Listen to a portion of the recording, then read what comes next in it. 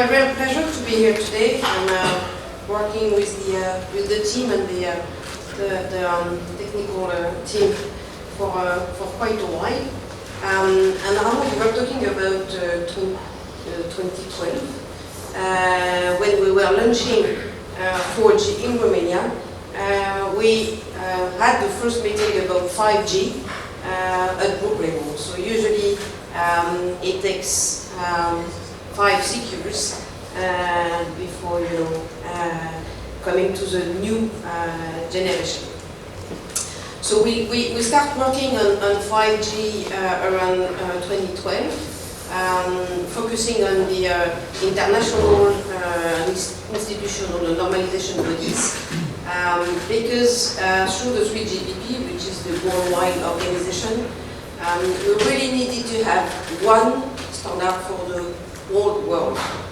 And to be honest, we failed on 4G, but we managed to keep on working on one unique standard for 5G, and that's something which is critical for having the right devices, having the right network, and being able to be extremely agile when it comes to rollout, roaming and everything. So if we can come back a couple of minutes on what is 5G. 5G is like a triangle, if you want, just to make sure that you can remind that easily. The first peak of 5G, it's I should say 40G. It's 10 times 4G. It goes 10 times faster, and the throughput is much higher. So it will allow us to deliver the same quality of experience, the same quality of service that we do with 4G, but as the data that we are dealing with is growing 30–40% per year, we need a much more efficient technology in order to make sure that we can keep on delivering quality of services. The spectrum efficiency, the energy of efficiency of 5G is between 50 and 100 times better than 4G, so it will allow us to deal with that huge amount of traffic that the customers need every day. So it's about quality of service, it's also about new services. We talk about virtual reality, augmented reality, 360-degree video, esports. So there's many new services that, after new services will pop up on the market, the customer will take benefit of it. So this is the first pillar of 5G. The second pillar of 5G, and you've been critical for testing it before the group, is the fixed wireless access. So it's connectivity for household. It's like fiber, but for the 100 or 200 meters, we use a wireless connectivity instead of using fiber. And we did that experimentation in Cluj.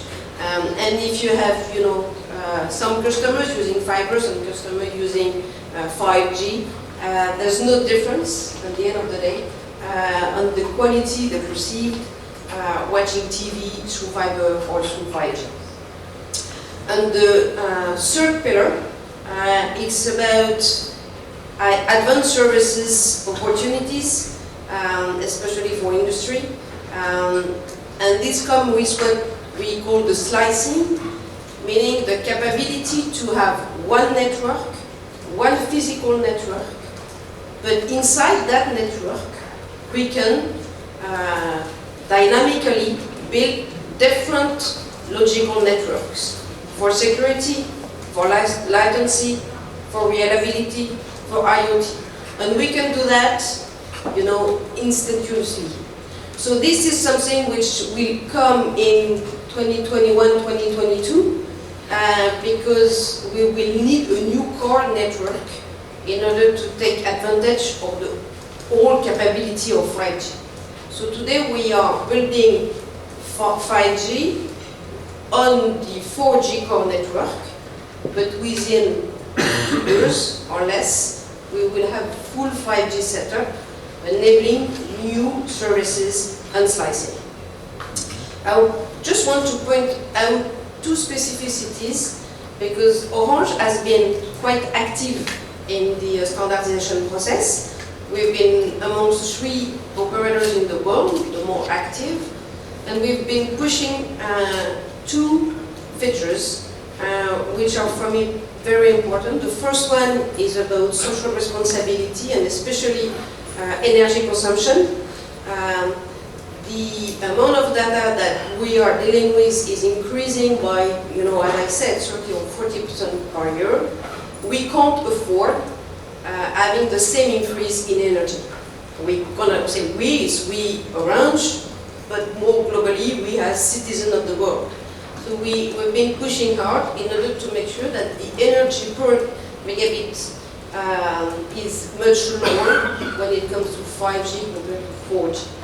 And the second point that we've been pushing hard is about coverage. We wanted to make sure that, in any country, and especially in the footprint of Orange, which is European and African, we wanted to make sure that, that connectivity will benefit for all our customers, and that we were not just dealing with, connectivity and technology for big cities, but we were also dealing with more, connectivity for all of us. So we've been working on that standardization, and we started experimentation in 2016, 2017. So it was more technical test at the very beginning. So it was in France, Spain, Poland, Romania. We did it here in Bucharest, we did it in Cluj. So for mobile access, for fixed access, and with some industrial partners.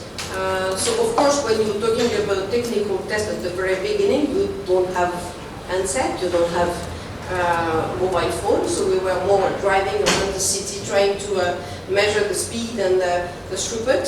And we started real life cities this summer with the 17 Orange cities that we are opening. They're not yet all open, but they are here in Romania. So we're working on the Orange cities, and we are starting to work with B2B partners on automotive in order to co-build all the new features for the autonomous vehicles, and that's really critical. Connectivity is critical for this new usage. We are working on Industry 4.0 in order to see how a factory will be transformed using connectivity. We are working in maintenances, for example. Just to give you an example, if you have augmented reality in an industrial case, if you want to help the worker in the field, he had to wear glasses, very heavy. It's like having a computer on your head, and you can't stand, you can work for 15 minutes, 20 minutes, but you can't spend your whole day having that computer. And more, especially you were, having you were fixed somewhere because you needed fiber in order to have the right pictures or what you were doing. Today, using 5G, you will be able to have small glasses like mine. They're not 5G, by the way. Because all the computing will be done elsewhere. All the processing, all the video will be done elsewhere. So you will be mobile, and your glasses will be extremely light. So it changes the way people are working. So it will be a big change in the way companies are doing their own processes. So after that commercial test, now today it's the D-Day, we are launching 5G here. It will complement 4G and 4.5G, of course. We will bring new services, and Yves will tell more about that.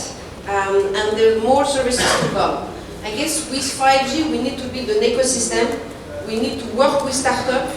We need to work with big companies. And within the Orange Fab, we're going to offer 5G connectivity to startups to see how we can, build that ecosystem and have new services coming on the field. So very proud to be here. Romania has been the first country to launch 4G.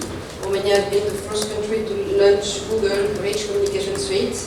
Romania has been the first inter-country in Romania to launch embedded SIM and multi-SIM. So the team is really technical, high-tech people, and that's very important for the country and that's very important for the group. We do have teams here in Romania working for all our footprint in network, on access technology, in development, of course, because we do have a team here working for the whole group, and also for operations, because all the major global platforms for the group are supervised here in Bucharest. So thank you, very proud to be a part of the team.